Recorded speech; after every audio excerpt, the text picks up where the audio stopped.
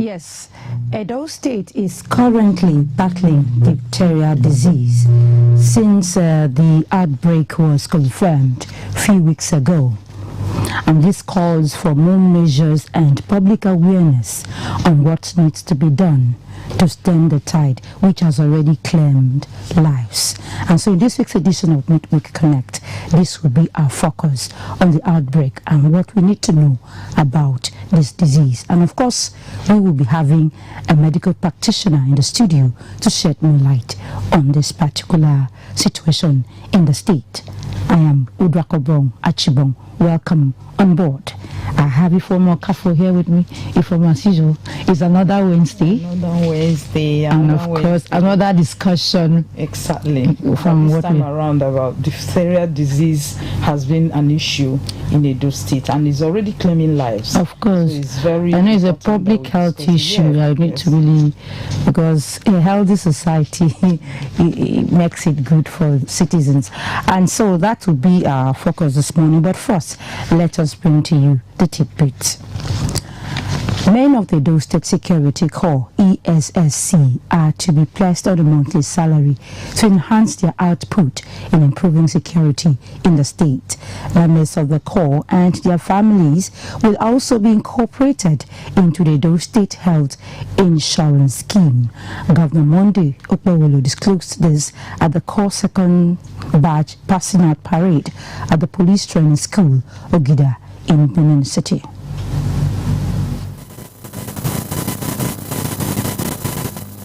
Were not under any sort of payment. They were just volunteers, but now they are going to be receiving salaries, minimum wage and above, and they are also going to be covered by an insurance scheme to guarantee their safety and the safety of their family. I advise you to remain steadfast in upholding the rule of law. Be security conscious and work collaboratively with the divisional police officers.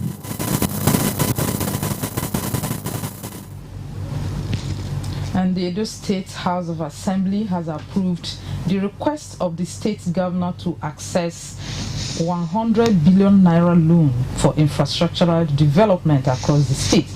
The House gave its unanimous approval based on the overall benefits of the financial facilities.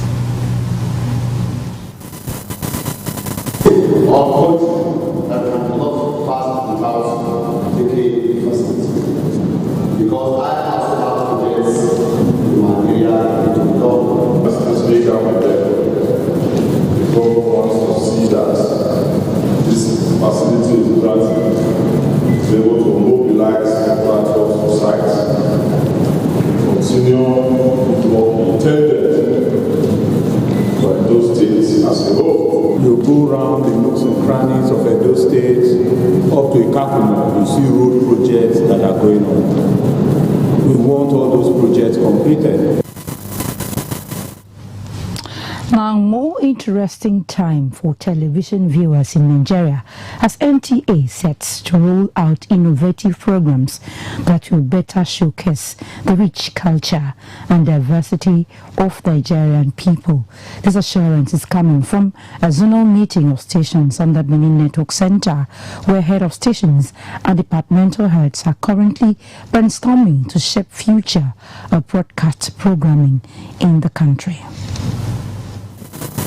And people, and of course you have the Benin flavor and the Warri flavor, the Delta flavor, and all of that. So you are expecting a fusion of all these dynamics to come into the program we are going to present. The type of program we want to do is one that can sustain itself in terms of marketability. So we have a kind of synergy between programs, marketing, and the chief executive of the zones. Very soon, we'll come out with a production that will capture every area of interest. Put our heads together, we've brainstormed, we've come up with very viable ideas. One is to make more money for NTA and to tell our competitors that we are ahead of them by coming out with a new program.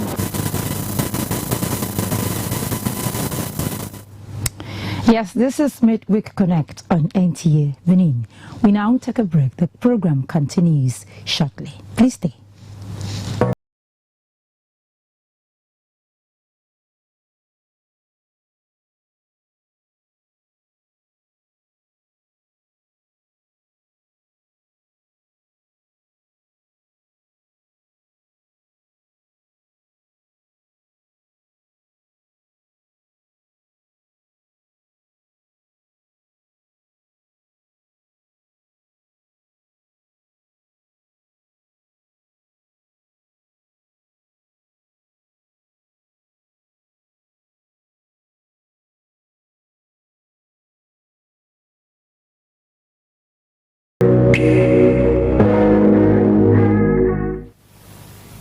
Do you live in Aduawa and environs, or you need a conducive and open field in Aduawa for your wedding receptions, birthday parties, annual ceremonies, family or corporate events in a serene and conducive environment that is close to nature?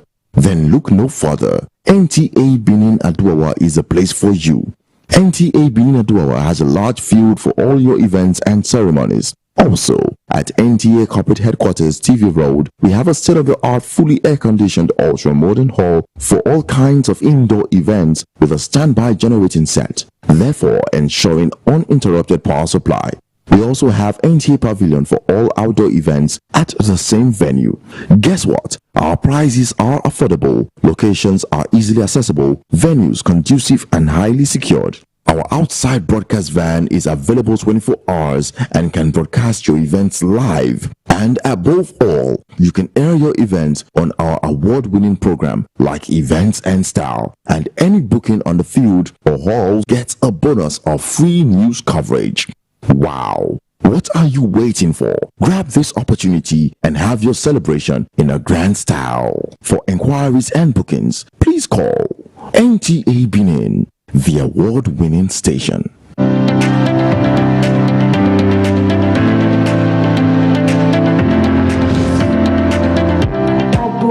Otherwise known as Waka.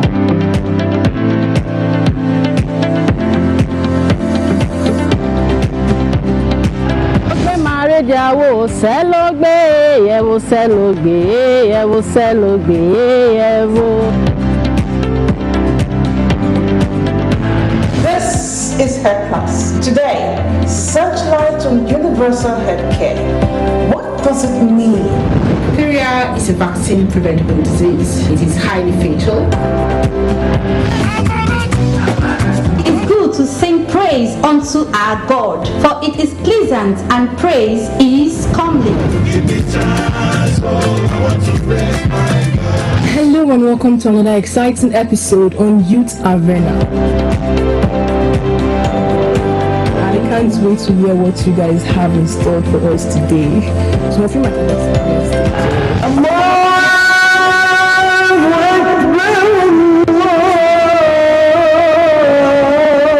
Holy Prophet Muhammad sallallahu alaihi wasallam. Hey there, welcome to another exciting episode in Charles 7 Jams. It's your girl Proud. I just took a shot of whiskey, it's a sunny nature. I tell myself, say I know, what I cry.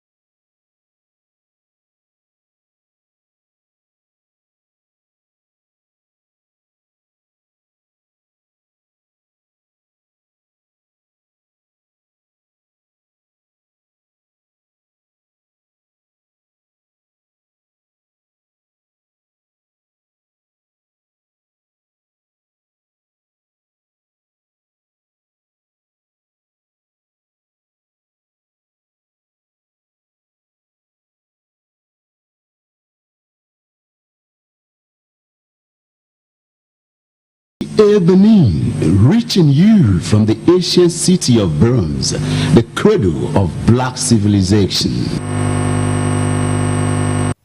Do you you live in Aduawa and environs, or you need a conducive and open field in Aduawa for your wedding receptions, birthday parties, annual ceremonies, family or corporate events in a serene and conducive environment that is close to nature? Then look no further. NTA Benin Aduawa is a place for you. NTA Benin Aduawa has a large field for all your events and ceremonies. Also, at NTA Corporate Headquarters TV Road, we have a state-of-the-art fully air-conditioned ultra-modern hall for all kinds of indoor events with a standby generating set, therefore ensuring uninterrupted power supply. We also have NTA Pavilion for all outdoor events at the same venue.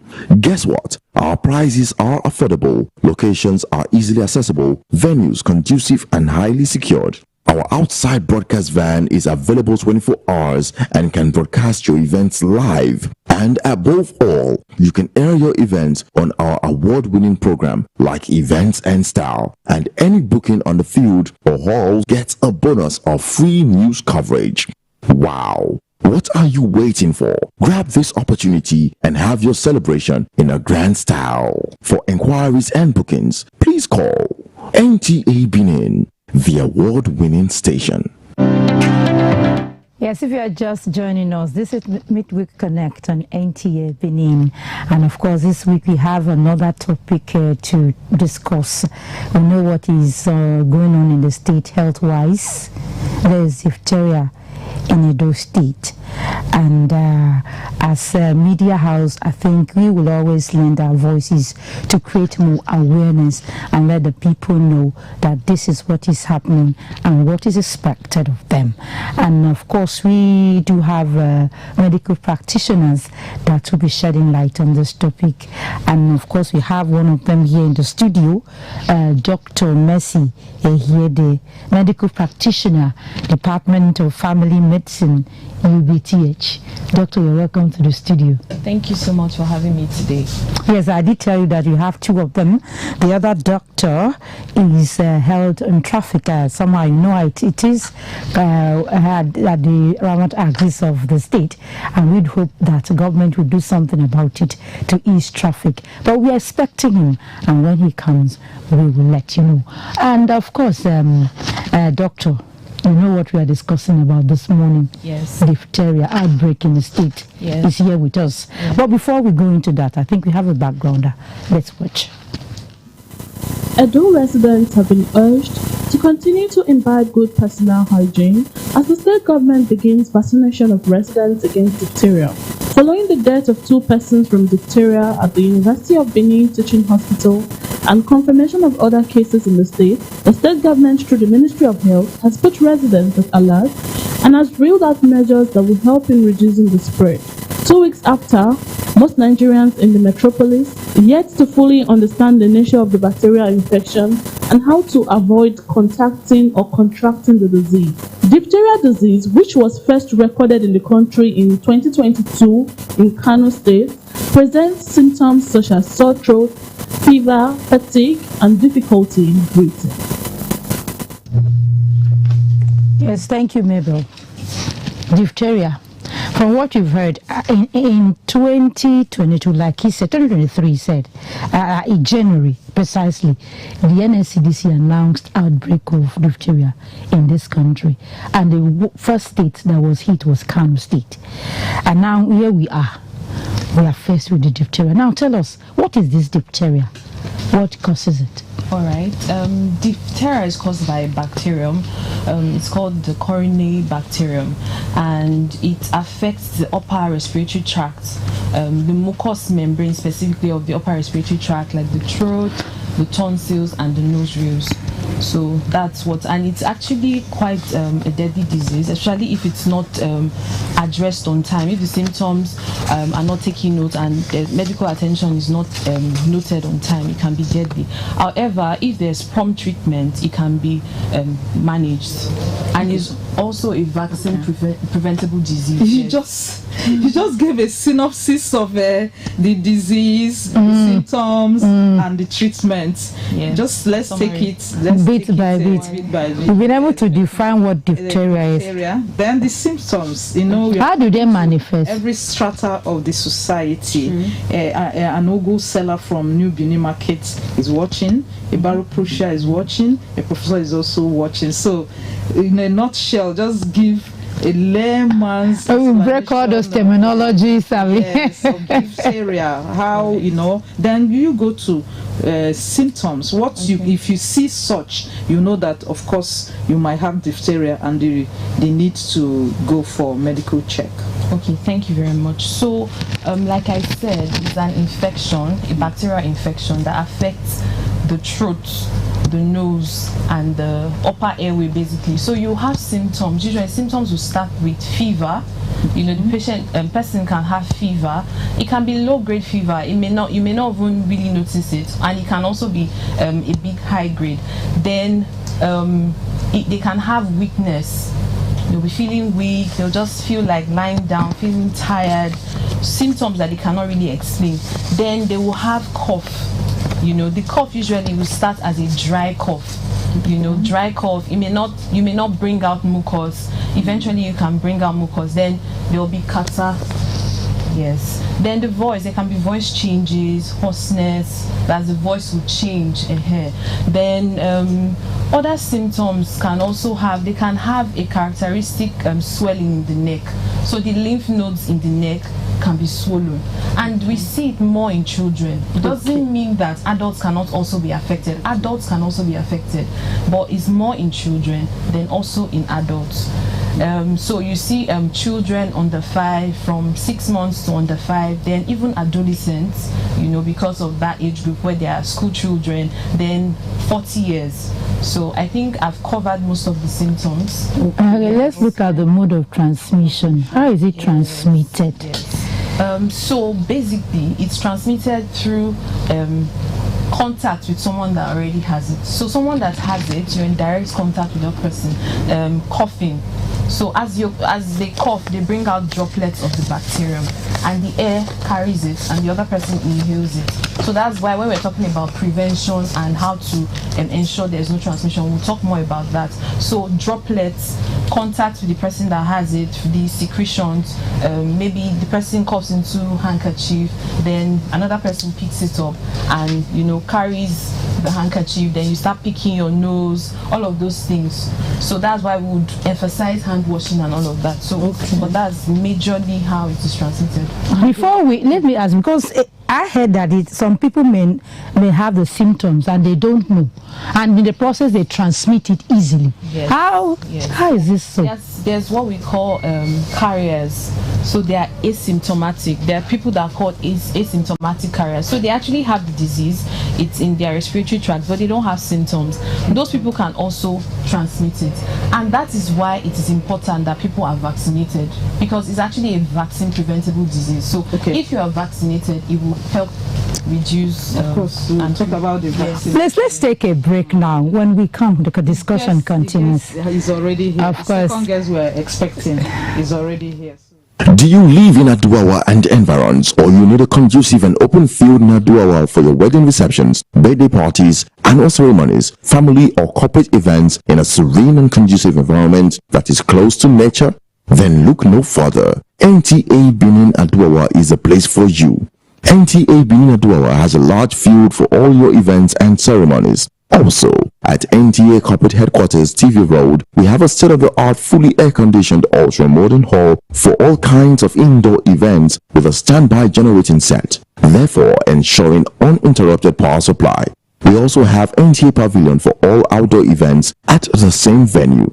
Guess what? Our prices are affordable, locations are easily accessible, venues conducive and highly secured. Our outside broadcast van is available 24 hours and can broadcast your events live. And above all, you can air your events on our award-winning program like Events and Style. And any booking on the field or hall gets a bonus of free news coverage. Wow! What are you waiting for? Grab this opportunity and have your celebration in a grand style. For inquiries and bookings, please call NTA Benin, the award-winning station. Join us every day on NTA Benin Network Center, Channel 7, VHF. Star Times on Channel 103. You can log on to our social media handles: YouTube, NTA Benin, Facebook, NTA Benin, Twitter, NTA Benin 1. For breaking news, call our news desk on 091-535-59648. NTA Benin, the award-winning station.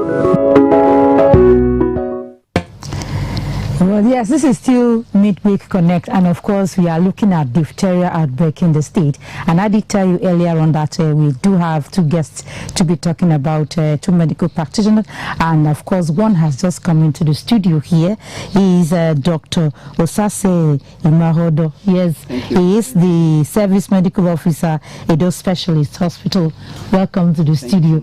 I believe it was not that hectic coming here. You know how it is, the situation. From Upper Mission? Yeah, I came from Upper Mission. Okay. I think because of the construction that they are doing, so the whole traffic was moved to that area. To that area. Not just that, a trailer just got stuck inside that river. So it's causing it was a very annoying gridlock.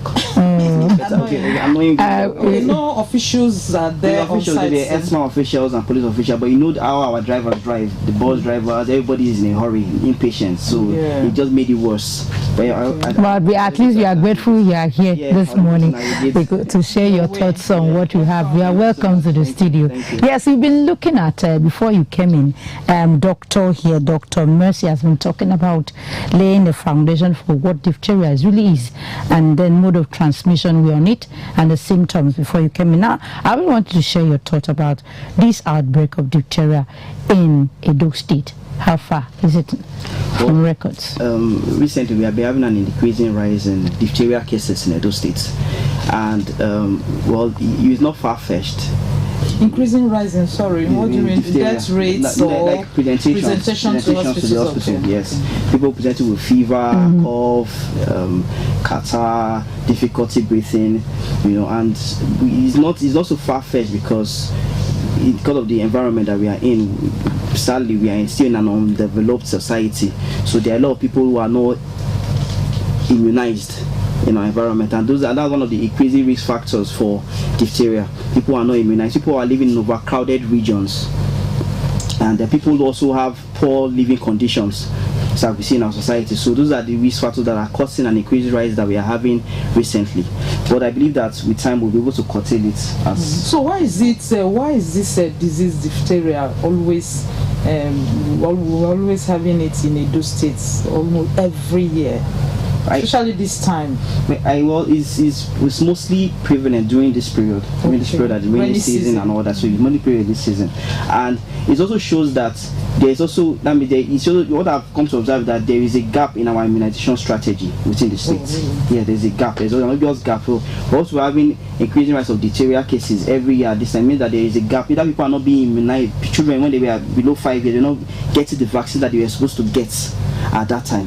And another thing about diphtheria is that some people are actually carriers of diphtheria, but they do not have the symptoms. Yes, we did mention it earlier. Because people who are carriers, they just carry the bacteria in their airway, but they don't have the symptoms. So when they have respiratory tract infections, they are coughing, they are sneezing, they tend to transmit on that person who might have a lower immune system, and the person comes home with the disease. Okay, so what could be the cause of that gap in immunization strategy? Because sometimes you see them going house to house, marking the doors and everywhere, immunizing children. So what could be the cause of that gap, and how can it be closed? One I would say is, first of all, I'll first take it from the people who are going to receive vaccines. There is ignorance amongst people. Some people don't know that they are supposed to get those vaccines. They don't even know the time they're supposed to get those vaccines. Like, you should get that vaccine by 6 weeks, 10 weeks, and 14 weeks. But some people are not even aware that they should get that vaccine. Then in our society, people have poor health-seeking behavior. That's another factor. The poor health-seeking behavior among people, and they relate, and that also shows in the lives of their children. And That's also another factor. Then also we have I'll call it a growing and an improving healthcare system.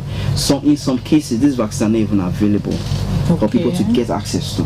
So those are and let me take you on that are not available, because you say it's a vaccine preventable disease. Yes. And we know that this disease, it keeps popping up. But it's like provision is not made. Like what I learned, they had to get some vaccines from Delta State to give to Edo and like that. Why do we always allow this to happen? Always waiting for it to take place before provisions are made. Since you know it's a vaccine thing, wouldn't there be provisions made at all times? Let there be vaccines. Yes, let there be vaccines. Let me next, Dr. Mercy. Okay, I think one of the things will have to do with poor planning. You know, poor planning is one of the things. Then getting adequate data. Perhaps there's no adequate data to know how many people that actually need the vaccine. So when they use vaccines for a particular period of time, there's supposed to be a restocking. You're not supposed to wait till there's an emergency or there's an epidemic. You're supposed to have adequate data that would inform you that, okay, in this primary health center, there's so number of children that have been born. So this number of children will require this number of vaccines. So if there's a shortfall, you can send signals to the adequate points so that there will be transportation of the vaccines and they will be made available. But when there's a gap in this, then you see what's happening now. Then the epidemic, because they say it's about 65% coverage as at now, and that's not adequate, because there's something we call herd immunity. It's such that if everybody is vaccinated, the disease will not be able to spread. It's like, I'm vaccinated, you are vaccinated, and you have disease. Because I am vaccinated, it cannot get to her. But where you see that both of us are not vaccinated, it just spreads round. So we need to have herd immunity by ensuring adequate coverage, more planning, adequate data. I think that would help. Okay, sorry. We are talking about immunization at this junction. So let's watch the interview conducted by Judah Bugu to the Commissioner of Health. Okay. So Oshomole and some other Nigerians in Benin that talked about this diphtheria disease. I've not heard the message. We need to have public enlightenment, public awareness. It's like flyers for we to know more about this disease. Research about it. You just need to be sanitizing your hands, wash your hands. They don't touch people that are sick. They said it can be transmitted by cough or by contact. You understand? So handshake is not even advisable now. Ordinarily, diphtheria is a vaccine preventable disease, but unfortunately, we are seeing kids who are, I know adults who are fully vaccinated coming down with diphtheria. We are still doing our investigation. We are still doing our research to look at the issues surrounding those circumstances. As a way of being proactive, the state government is undergoing reactive vaccination for kids between the age of 5 to 14 years. All right, let me go to Dr. Sase. He's talking about vaccination, and you did hear people say there should be more awareness, but we seem to have this problem of the behavior of citizens when it comes to vaccination and all that. I'm saying that because when we had COVID-19, it was a very difficult task to get people for that. Up till now. Yes, people were like, no. I begin to wonder, was it that we didn't have enough awareness to let people understand what it means to be vaccinated against the disease? How do we tackle this particular issue? I think the factors that are responsible for this one is misinformation. A lot of people are misinformed about the benefits of vaccine.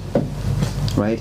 You know, I remember when the COVID vaccine came out, people said it was going to be a chip in your body. Conspiracy theories. A lot of things that are coming out. So, and you know, in our society, we are very traditional and spiritual people. So when you say things like that, people just they don't want to hear. I remember with last year there was a scheme by the government to vaccinate children with human papilloma virus against cervical cancer, and there was an outburst. People said, no, you are going to give our children a particular disease. They are not trusting it. So people are misinformed, and because and I believe it's also an increase because of there's a increased rate of people that are not educated. So when you are trying to explain to them, it's like a hurdle. Okay, so why not the sensitization, information and education start from maybe antenatal, when they come for antenatal visits? There should be a different approach to what has been on ground. The different approach, I believe, should be that there should be more community engagements, going to the communities, learning people's languages if possible, to be able to communicate in their languages, talking to the stakeholders within communities. People are very, they respect their elders, their way, because they are so immediate to them. Once you are able to get to those people, the leaders in the community, you are able to get to the people that are following them. And so I think there should be a strategy that should be implemented. Get to the people's community, get to know the leaders in the community, talk to the leaders, convince them about the benefits of these vaccines so that they can be able to reach out to the people. Yes, because I'm saying doing it. Yes, because I want to share an experience. My friend that served in the north said it was he was trying to let people be vaccinated, that it took the effort of their community leaders. They had to bring them together and talk to them, and like, this is what it is, and that's how they were able to have access to get them vaccinated. So it's really important when you're talking about community engagement. And of course, we did hear, I think when UBTH officially announced the outbreak, I think the State Commissioner held a meeting with stakeholders in the health sector and all that. I don't know, looking at the whole scenario, what do you think we should be doing now from medical practitioners? I think UBTH is the only hospital now that is taking care of this particular situation. What do you think? Well, it's a holistic approach. Well, I think the government's already doing something about it. I saw a circular yesterday that they are going to schools to vaccinate children below 5 years and above 5 years with the vaccine. The booster doses above 5 years. And I think that's a very good approach. That is getting to the children first. That's very, very important. Then, I know the state government is also thinking about expanding the primary care centers, because those are the places that are closest to the people. So we are saying that they are trying to refurbish some primary care centers, and if they're able to do that, they can stock these vaccines in those primary care centers, and the people can be able to get access to it. Then, I believe if they're able to curtail this, there might not be need to do other things. But if it gets worse, then we need to create isolation centers for people. Because, yes, even the state government said so. They want to open the one at Stella Obasanjo and even the UBTH. So there are more isolation centers. So when people have the disease, you can just refer them there and they can get. Okay, you are talking about government being proactive now. Don't you think it's because of the lapses in the primary healthcare center that as tertiary providers like UBTH is having a strain now? People, so don't you think that is the reason for that? Yeah, that's also a factor. You can't rule that out. Ideally, the primary health center should be the first point of contact for anybody who is sick. But then, because we have a not so strong primary health care center, so it's the body falls to the secondary and then the tertiary, mostly to the tertiary. Yes. So you're establishing the fact that the primary health care center now is not strong. Yeah. What makes it not strong? Well, first of all, there is I'll say manpower. Okay. Right.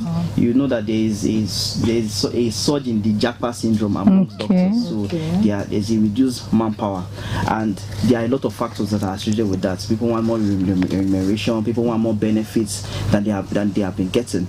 Then I also think there's also an issue with the way I might not know so much, but I feel the way the primary care center is structured, maybe they need to restructure it to and then also they need to the government is also doing well in trying to refurbish it. So I believe that if the primary care are more refurbished, renovated, then we can have an improved use of those services. But before we continue the discussion, please, if you are just joining us, you can it's open for the public to call in and make contribution and ask questions, and the number you can really call to be part of the program is 0703 695 7086. I repeat, 0703 695 7086, and the other number is 0810 904 2594.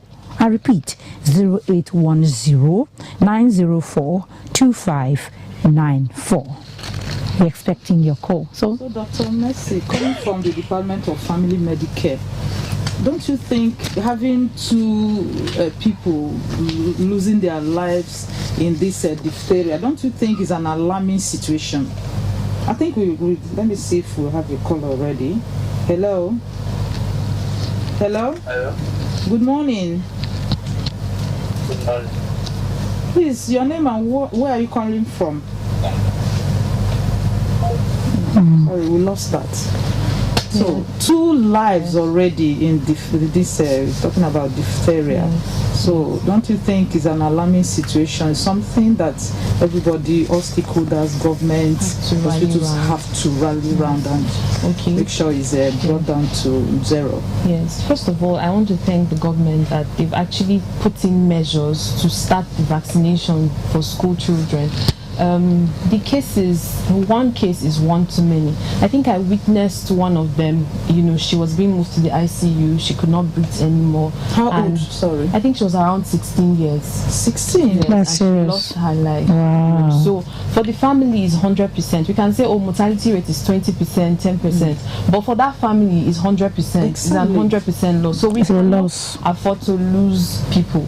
So that's why it's good that we've started the drive. We started making moves to inform the public that immediately you notice that you're coughing or you're having these symptoms that we've already outlined, you're feeling weak, don't take it lightly, come to the hospital, because immediately you come to the hospital, they can give you the drugs, but if it's far too gone, there will now be complications and it will be worse. In UBTH presently, the test kit is there at Children Emergency Room.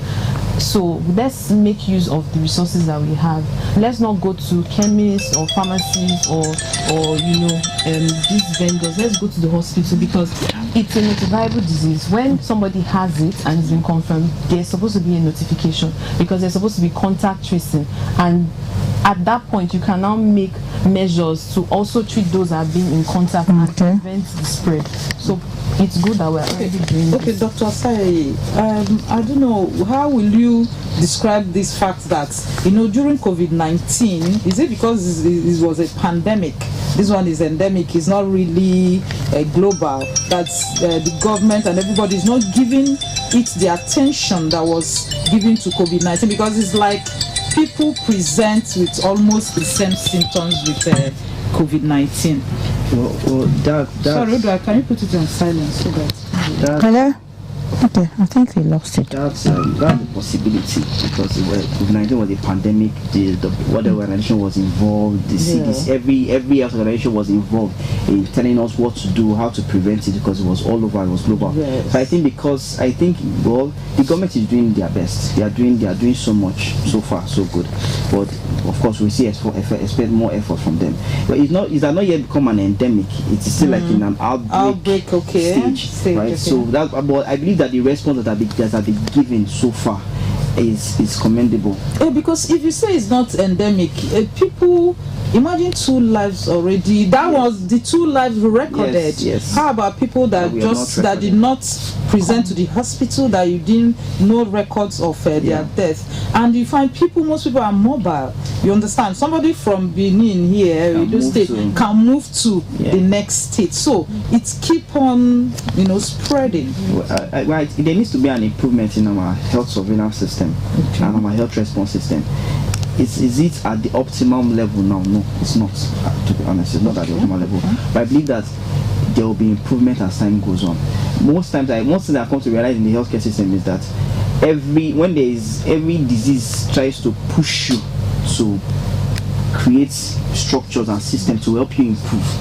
So COVID-19 came, we didn't expect it. We had a healthcare that was not prepared for it. But when it came, we were able to adjust to be able to battle it. I remember when Ebola virus came into Nigeria, we were not prepared for it, but we were able to adjust. So I believe that in this same case, steps will be taken to be able to curtail it eventually. Let me stay with you. When the commissioner had that meeting, he was talking about that it's not a time for us to be reactive or something. We should be proactive. We should collaborate. And I'm looking at how do you look at it? He was mentioning, like you've talked about, surveillance. He mentioned tracing contact. He mentioned something like ensuring vaccine availability and engaging communities What would you really want us to understand about those factors are very important. If a person has diphtheria in a school, for example, one of the strategies is that you're going to vaccinate every child in that school. Okay. Yeah, so that's part of contact tracing. So if a person has in a family, you are going to find everybody in the family who might have been exposed to that child and vaccinate all of them. Wow. So that's contact tracing. So how about this? Sorry to cut in. This Dr. Mercy, the one that lost her life, the 16-year-old young adult that lost her life. So how did the hospital, need like a follow-up to make sure that the families and friends are also vaccinated? Okay. Sorry, you will come back to it just for her to. Like I said, once the cases were confirmed, that was part of what now sped up the whole resolution to start doing the vaccinations, to start doing the testing. Now there are two things. There are two diseases that I know we're not talking about it, but there are two diseases that are currently ravaging now. You have diphtheria and the dengue. Diphtheria. Dengue. Yes. I think we wouldn't look at that. Let's just brief on diphtheria. No, she can quickly give advice, medical advice. We would come to that. Yes, diphtheria has the vaccine that can prevent, so that's a good thing. So we can do that. So vaccination. Then there's also what we call chemoprophylaxis. That's antibiotics for those that have had close contact, because you don't want them to have symptoms yet. Because once it comes into a family, every other person has it, and before you know, everybody's going down. So once they establish, and that's why it's important to go to the hospital. Once you establish that, this person is coughing, and they've made the diagnosis, in fact, once you notice the symptoms, go to the hospital so they can do the test. They'll take a swab from the throat, do the test, confirm. Then those people that were in close contact, you give them the medication even before they start having symptoms. You can't wait for the symptoms because you don't know who is immunocompromised. You don't know who will be able to weather the disease. So that's very important, to go to the hospital and get the treatment for those who have been exposed. Okay. No, doctor, you were saying something. You were talking about having to tracing and all that, community coordination and all that. We may be thinking those days Benin City concentration may just be within the city. What of the local government and all that? As people may present these cases, how could we coordinate everything to ensure that it doesn't become a national disaster? It's just an outbreak, but anything can happen if care is not taken. Well, as I said earlier, it starts from contact tracing. So if you find one person, then you do that. Then there needs to be a stronger mobilization of the vaccine is like one of the most essential thing. Increase mobilization of vaccination, increase sensitization of people to get the vaccine. Right, there's a booster dose for adults. There's a dose for children below 5 years, the pentavalent vaccine that we use in Nigeria. But for adults, there's a booster dose, so people can get access. These vaccines should be made available in healthcare centers, or if they're not available in healthcare centers, the government should make a widespread, a public. So where these vaccines can be accessed easily. People want to get it. What I've seen, people want to get it. People, from what I've seen, they come to hospital. But these vaccines are not made in Nigeria. People want to get it. Are we the manufacturers? They come to hospital and ask for the vaccine. People are coming to ask for the vaccine. People have the and they're in short supply. It's amazing that people they want to get to know what is going on, what is happening. Even in dengue fever, she mentioned what is happening, what's going on. There have been an increased circulation on social media. People are interested. People want to get it. People want to get social media helping. People want to get the vaccines. So I believe the vaccines are made available. Then, but once somebody gets the vaccine, the person just relaxes. Okay, so when you get the vaccine of diphtheria, does it also take care of that dengue? No, Please, can you just give us because this is an opportunity to educate. Because it was brief. It was also brief that there's a dengue disease in Edo State. Dr. Mercy. All right. For the dengue fever, it's more of a viral infection and it's not transmissible. That's okay. Diphtheria. Okay. However, we still need to do environmental sanitation because it's caused by a mosquito bite. Oh, really? Yes, and Aedes aegypti is a mosquito that actually transmits it. So, in this same raining season, there are more ponds and pools of water for the mosquitoes to breathe. So we still need environmental sanitation. So it's basically a viral infection, you know, that can cause, like, it almost causes like malaria-like symptoms in the mild form, but you can have moderate and you can have severe forms where the person will start urinating blood and having bleeding issues. So that is another. So the only good thing is that it's not transmittable from person to person. But I saw that, I'm not quoting you, I saw it somewhere that if it bites someone that is infected, it can also transmit it somehow. I don't know how true that is. I saw it somewhere. When you are saying it's not transmittable. In the sense that by contact, like if I'm close to you, coughing, unlike you understand, unlike this diphtheria we're talking about. So, Doc, you know the way we live, we're still talking about, I just want to drag you back to the attitude, the way we live our life, you know, congested life and everything. Like in Benin here, in state capital, they carry 2 passengers at the front seat, then 4 at the back. If it's this small vehicles, then buses, the same thing. So how do we now, people that, you know, use commercial vehicles, how can you you know, educate people on how to go about it? Because you can't run away from you know, public transportation. The preventive measures for against diphtheria are similar to the preventive measures for COVID. You see? They are literally almost the same. So there's need use for of face mask, like in a specialist hospital, for example, you cannot get access to the hospital if you don't wear a face mask. You must wear a face mask. Yes, you must wear a face mask. So use the use of face mask, cough etiquettes, washing your hands, you know, try not to be making contact with surfaces. They are literally the same preventive measures. So people, I think we have a guest, sorry. We have a caller. Yeah, you continue from there. We have a caller. Hello, good morning. Good morning. Oh, please, your name and where you are calling from. Okay, this is Jennifer. I'm calling from Cuba Hill. All right, let's hear your contribution or question. Okay, the diphtheria is what is going on now, but I want to say that the polio vaccine that they said they are going to do around those states on Saturday, I want to say this. Can this diphtheria not also be done along with the polio? That's a question he's posing to our practitioners here. No, you know the state government puts a hold on sanitation. They said that this weekend there's going to be a polio vaccination campaign across the state and all that. And Ishi is asking, can't they equally incorporate the vaccination of against diphtheria in the exercise? That would have been a beautiful strategy.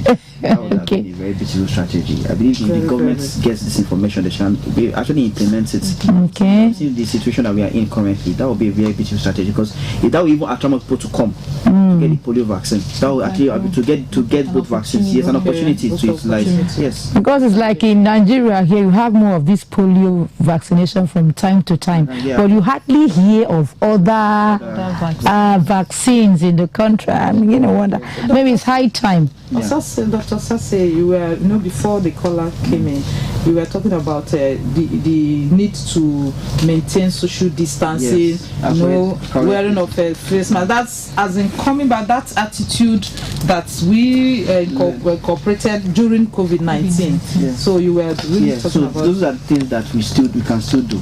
They are not far. They are not. These are not so similar, because COVID-19 was transmitted through respiratory droplets. This is also being transmitted through respiratory droplets. So use of face mask. Avoid people who seem to have respiratory tract infections. They are coughing around you, sneezing. You can't excuse yourself from them. Avoid crowded places.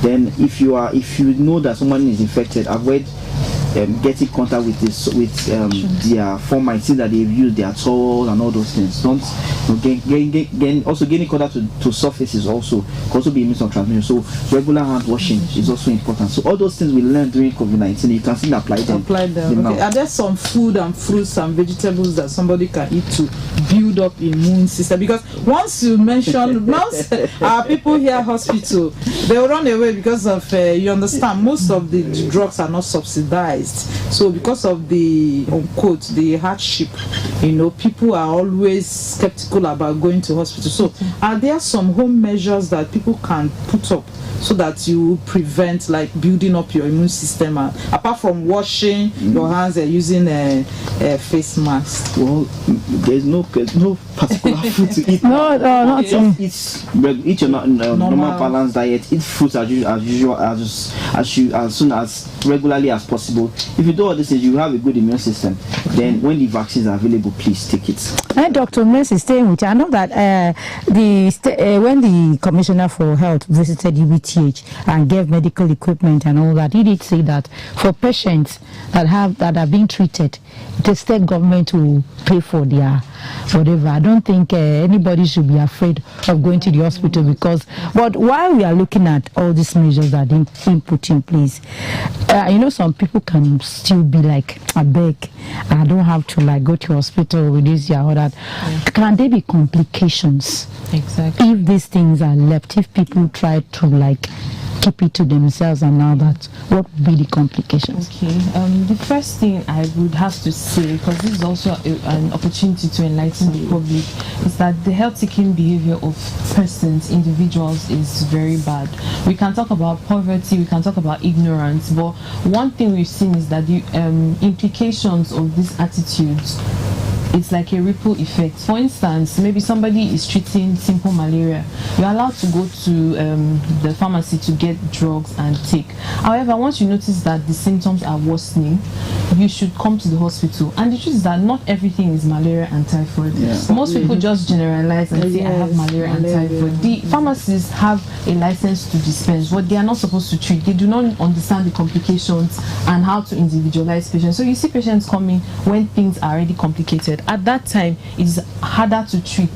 So it's now to encourage, and you're talking about spending money. The truth is that they spend more money when you go to the pharmacy, and because they will give you sometimes they give you other drugs that you don't even need. You understand? So it's better to come when you notice the symptoms. Just come to the hospital so that we can make the appropriate diagnosis and give you your medications. That being said, when we talk about complications for diphtheria, one of the complications that can eventually happen and eventually lead to death is respiratory failure. Wow. So because the organism has a way of creating like a false membrane, they call it like a mucous membrane and a false membrane at the back of the throat, it can become so thickened and block the airway and cause death to the tissue around there. So you notice that they are unable to breathe. It can also paralyze the nervous system. Oh, really? Because yes, it's capable of producing toxins that can also affect the heart. So it can also affect the heart muscle. You find out that their heart is failing. It can affect the kidney. So it has many complications. That's why we're saying come when the symptoms are just cough and mild, and we can give you treatment. And if you have contact, please come also, because you can also take treatment. There are drugs that are going to be given. You are praised for time. So by way of wrapping up the program, let's get your thought before we go. Dr. Sase, what will be your parting words to members of the public? We are creating awareness because it's just an outbreak, like you said, and we wouldn't want it to escalate. Yes. So what will be your... So if you are listening to us today, we discuss about diphtheria, and it's a contagious disease that is being spread by a bacteria, that is caused by a bacteria. Please, vaccines are available. If your children are not be vaccinated, your children below 5 years, the vaccination, they are supposed to be vaccinated by 6 weeks, 10 weeks, and 14 weeks. That's for the pentavalent vaccine. And for children above 5 years, there is a booster vaccine for them. Also for adults, irrespective of your age, you can also get the booster vaccine. So please, these vaccines are available. And then if you have respiratory tract infections, you are coughing, you are sneezing, or you've been exposed to someone who has diphtheria, please present to the healthcare facility closest to you, and here you can get the recommended treatment. Thank you. Yeah, Dr. Mercy, to wrap up. Okay, I just want to again encourage everyone out there to take your health seriously. It's good that the NTA has decided to do this to help enlighten everyone about the symptoms and the risk factors. Another thing I want to say is that things that cause immunocompromise, For example, alcoholism is a major one. You know, so please let's cut down and reduce alcohol, because that can actually reduce your immune system and make your immune system incapable of fighting even smoking too. So let us take our health seriously. Let us at this time eat well. I know the economy is hard, but eat well. Basic things, fruits like he mentioned. You know, when you identify the symptoms, do well to come to the hospital and, you know, get the right medication, get the right treatment before it becomes complicated, because we do not want any more deaths. Thank you so much. Thank you. As we wrap up, Reformer, let's get your own parting words. Take your health seriously, coming from the health experts. And the diphtheria disease is here with us, and just like they mentioned, the vaccines are available and also cheap, or even free of charge. So nothing stops anybody to, once you notice all these symptoms or any of these symptoms, don't conclude that it's malaria and typhoid fever. Just quickly present to the hospital so that you can take care of yourself and your health, because health is wealth. Health is wealth. Thank you so much. We've had Dr. Mercy and Dr. Sase, coming to the studios to share their thoughts. We are so grateful for coming, and we do hope that you always oblige your presence whenever need arises. Thank you so much. You've heard from the medical practitioners. Please, if there are symptoms around you, present them early so that something can be done early. There will be no complications, and we join our voices to say, stay safe, stay informed, and care for one another.